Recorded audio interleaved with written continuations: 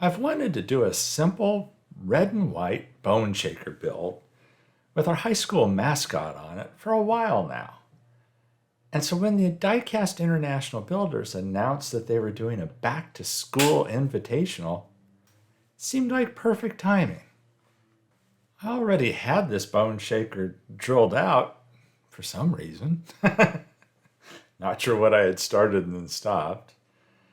So it was easy to take apart. I drilled it and tapped it here for self-tapping screws. Yeah, I'm keeping this one really simple. Stripped it in citrus strip. Before we got to this point, stripped it in citrus strip. Then we get to the filing down of the casting. And for some reason, I don't know if it's just the bone shaker castings that I've done, that I've chosen, but the roofs on the bone shaker just aren't the most even things in the world. The sides always seem like they need to be, filed down a little bit, just smoothed out, and there's just some areas on them that I think can use a little added attention. So that's what I'm doing here. I take the little tiny files. You can never have enough. That's a lie. When I was about to say you can never have enough little tiny files. Yeah, you can. I have a bunch of little tiny files.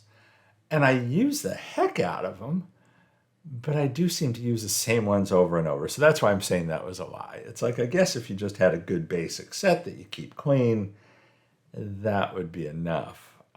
Lord knows how many little files I have in the drawer here. If I had to guess, probably 30. And yet at the end of the day, the one I probably use the most is the one you see me using here, just a flat blade. This is the second one I'm using on this. There was a different flat bladed one I was using a second ago, then this one doesn't have a handle because I'm trying to mix up what I use. But those little tiny files are so handy. So once I had it to where I wanted it, and I had gone over it with a Scotch-Brite wheel on the Dremel at this point, I like doing that before I dunk it in the IPA, isopropyl alcohol.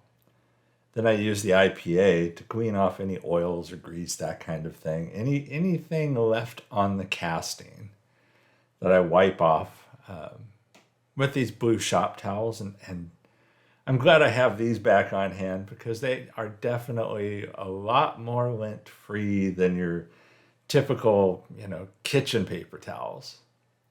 Sorry that's out of the frame a little bit there. I do end up using the Color Shot paints on this. I hit that with Color Shot White. I think it's called Marshmallow, if I remember correctly. I hit the base or the interior section, the interior plastic section with red, which off the top of my head, I don't recall what their red is called, but it's the Color Shot red. There's Sammy Saint. Yep, he was our high school mascot. My wife and I went to the same high school. We're in the same class. That's how we originally met all those years ago. But I printed up a custom decal set for this. And it's interesting because like Sammy on the roof there looks smaller in the picture than he does like in person. It's larger on the roof of that casting in person. So everything on this was just basically a very simple, that decal there I decided against. I was going to put that there, and then I just didn't like the look of it. I was going to have Saints on both sides of the engine. And it's like, do I like this? No. I did have a problem as well. I put Sammy on the doors, and I did have a problem with one decal that I don't think I show here, where I basically roll it up into a ball, flick it across the room, and then had to reprint one. For those who watch my community tab, they heard me bitch and moan about that. But it is also the nice thing about being able to print decals.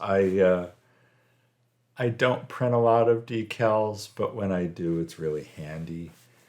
I do buy a lot of decals as well.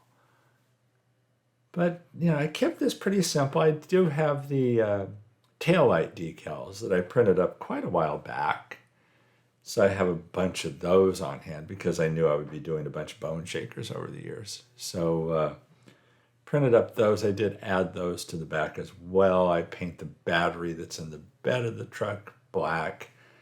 I throw the chrome center section. I thought about keeping some of the chrome, and I thought, no, I want this to be red and white. And so I know some of you are going to flinch at this. My original plans way back when, I was thinking, oh, by the way, I'm dunking that in super clean, by the way. You can tell it's kind of a fresh jar because it's still pretty purple. That's to strip the chrome off the plastic. Anyhow, what I had originally planned on doing was making the front, getting rid of the skull and putting Sammy on there, casting something somehow or finding something. And then I wanted to keep it simple, so I didn't do that. Just painted it red, and I did put rhinestones in where the headlights are.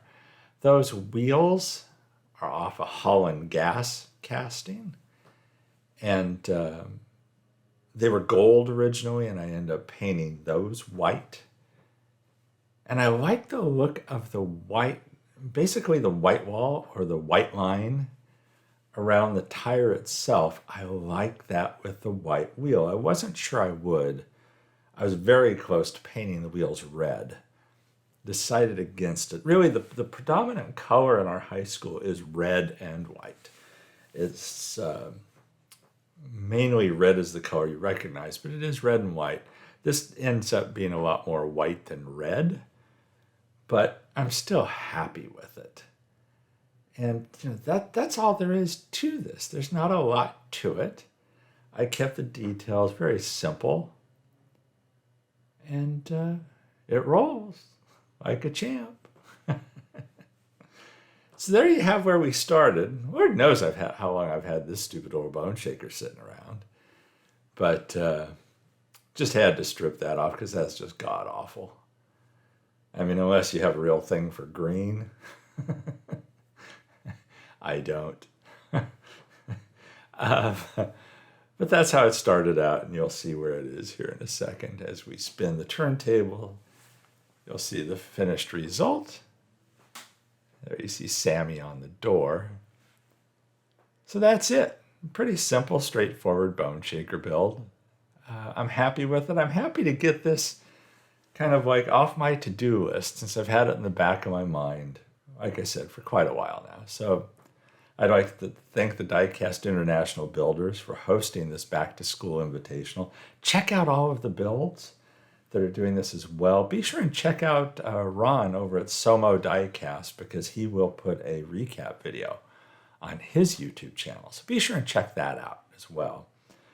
And there's some glamour shots coming up. I hope you like this build. Thanks for watching. I truly do appreciate it. Everybody, I was about to say, I hope this gives you some high school flashbacks. I know it does me. Everybody, stay safe and healthy out there. I'll catch you in the next one.